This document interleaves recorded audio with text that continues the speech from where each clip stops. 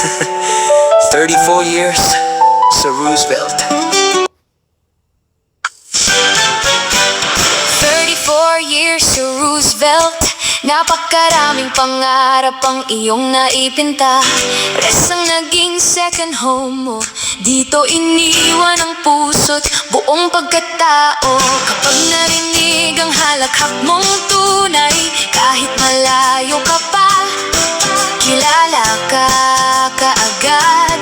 Ikaw ang liwanag sa bawat umaga, sa bawat tawanan may saya kang dala. Hindi ka nagpapaapi, yan ang alam namin. Lalaban ka basta alam mo nasa tama pa rin. Pero kung ikaw man ang nagkamali, ikaw ang unang lalapit magsusori ng tao sa sarili. Ma'am Elda, we will miss you so. Sa rest, forever ang hero. Master Lodi, ugat pag ng rest. Sabi nga ni Sir Bert, at totoo namang yes. Hindi ka man namin makakasama araw-araw. Ang alaala mo'y mananatiling buhay at matibay. Thank you for the love, the laughs, the care, Ma'am Elda. Your heart is everywhere.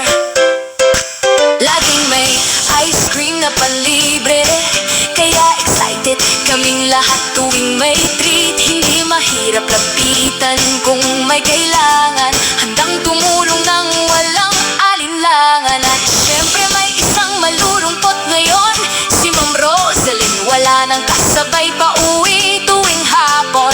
Hoy Ma'am Rose, huwag kang iiyak ha, baka marinig ni Ma'am Elda ang hikbi mo pa. Si Chairman kunwari lang di naiiyak, pero alam naming may lungkot ding ililihim. Sanay na ikaw ang kasama niya sa grade 3. Malaking pagbabago rin ito, di ba Ma'am Neris? Totoo yan, agree. Hindi man pareho ang landas na tatahakin, ang pagkakaibigan natin ay walang pipigilin. Rest will never be the same without you. Pero habang buhay naming dadalhin ang mga itinuro mo, sa bawat batang iyong napangiti, sa bawat gurong naging kaibigan mo, bitbit namin ang iyong kabutihan. Habang buhay kang bahagi ng aming tahanan. Ma'am Elda, thank you from our hearts. You gave us joy right from the start. Your laughter, kindness, and your smile will stay with us for a long, long while. Congratulations on your brand new journey. May God bless you abundantly. Once in rest family, always in rest family. No distance can change our story. Bagay, yan ang alam namin. Lalaban ka basta alam mong nasa tama ka rin. Pero kung ikaw man ang nagkamali, ikaw ang unang lalapit at magsasabing sorry.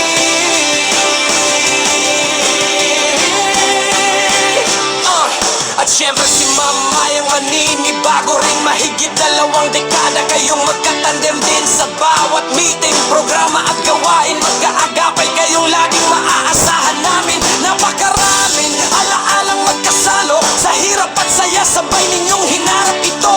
Kahit mag-iba na ang landas na tatahakin, ang samaang nabuoy walang makakapipigil. Sinabo at Ma'am Shirley, mamimiss kang tunay. Isa ka sa unang naging kasama nila sa buhay paaralan. Sa bawat payo at bawat tawanan, ikaw ang laging nagbibigay ngiti at kulit sa mga kwentuhan. At ang tawa mong kakaiba at masigla, kapag narinig namin alam namin ikaw na nga unique na unique. Wala nang papantay, Ma'am Elda lang ang may boses na ganyan sa REA.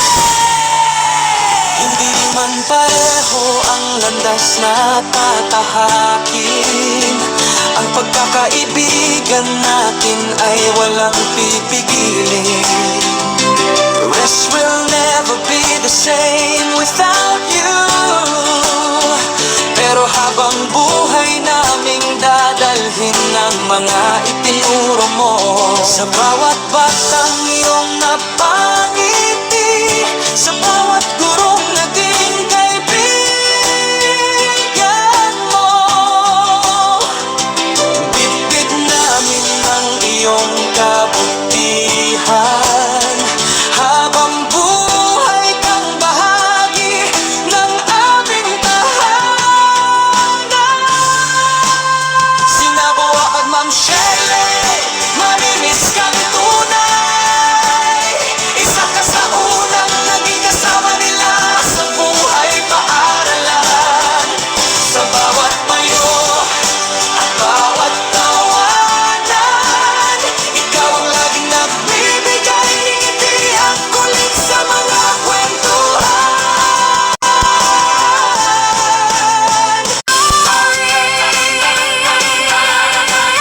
Ma'am Elda, salamat sa 34 na taon ng tapat na serbisyo. Pagmamahal, tawanan, ice cream, at walang sawang pagtulong. Maraming guro at libo-libong bata ang nabigyan mo ng inspirasyon. Ang Roosevelt Elementary School ay hindi magiging pareho ng wala ka. Pero mananatili kang bahagi ng bawat silid-aralan, bawat alaala, at bawat puso namin. Hindi ito paalam, kundi isang taos pusong thank you. We love you. Ma'am Elda, God bless you on your new journey.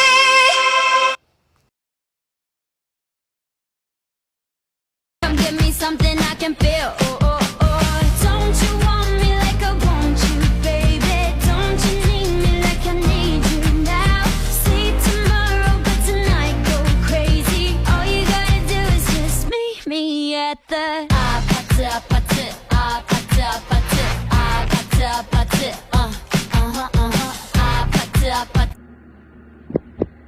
Hello, Ma'am Elda. Bilang isa sa naging estudyante niyo po, nais ko magpasalamat sa tiyaga at pagmamahal na binigay niyo sa amin ng mga panahon na kayo'y teacher namin.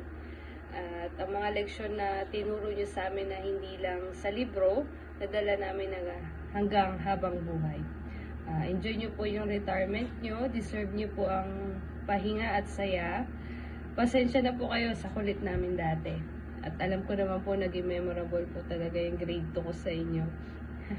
At yun po yung naging dahilan para magsumikap din ako. So natuto rin po ako sa mga aral na binigay niyo sa akin noon. Ngayon magre-retiro na kayo.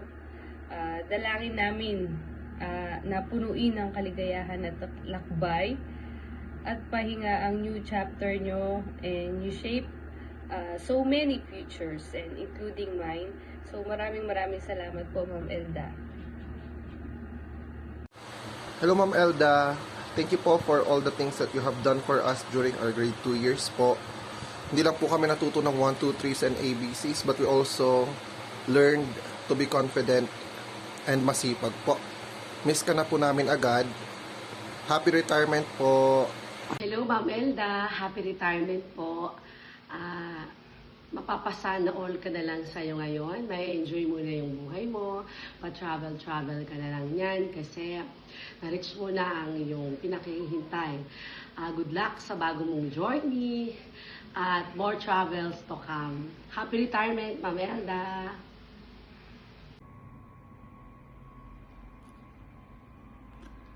Maring Elda, maligayang pagretiro matapos yung maraming taon ng iyong pagsisikap, yung walang katapusang pagpupulong. Sa wakas, nakamit mo na yung pinapangarap ng marami.